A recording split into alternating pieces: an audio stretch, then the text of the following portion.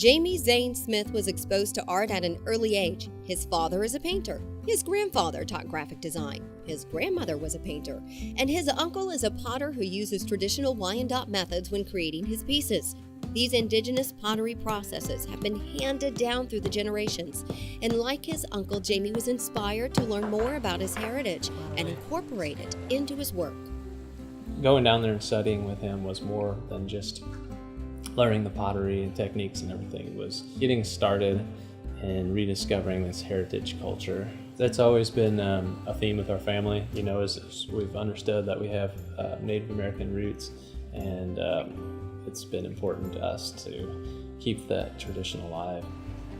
After learning more about his Wyandotte roots and their pottery techniques from his uncle in Oklahoma, Jamie and his young family returned to Missouri, where they could explore their Ozarks heritage and practice creating the pottery of his ancestors.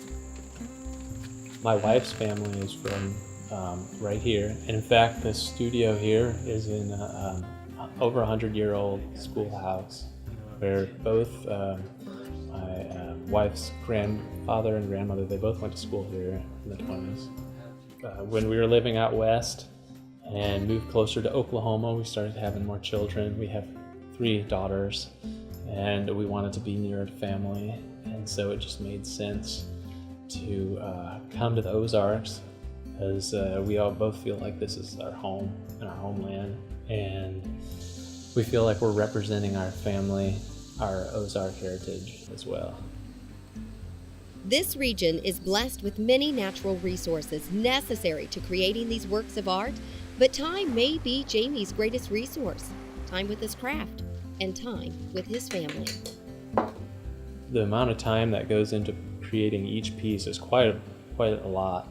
And the way I kind of think about it and feel, it's kind of a feeling thing where I feel like when I put all this time and energy into every little part of the surface, I feel like it's like a battery of energy. It's all that energy is in that piece that I put in, that each place gets touched. Every single part of the surface of the piece gets touched all the way around multiple times. Every time it does that, I feel like those things, the clay remembers that, and it echoes it back every time you look at it.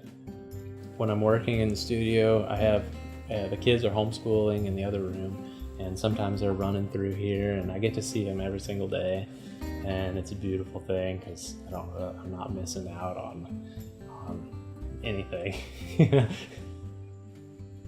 But we work together, me and my family, the whole family works together on marketing and sales and sometimes even getting in the clay and helping with the process. Like my little 6-year-old likes to help me screen clay and stuff, and we all go down the river and find roots and different stones and things that we can use in the process.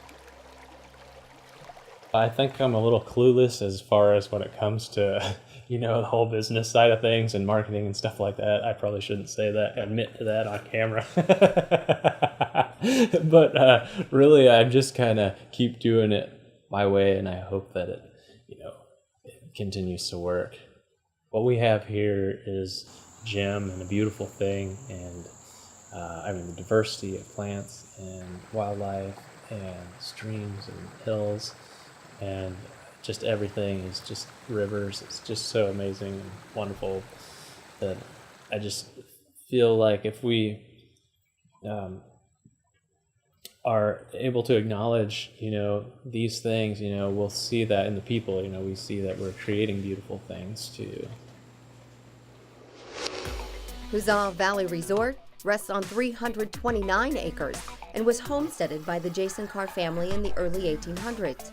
Its current owners, Bob and Karen Cottrell, have been operating the resort since 1984.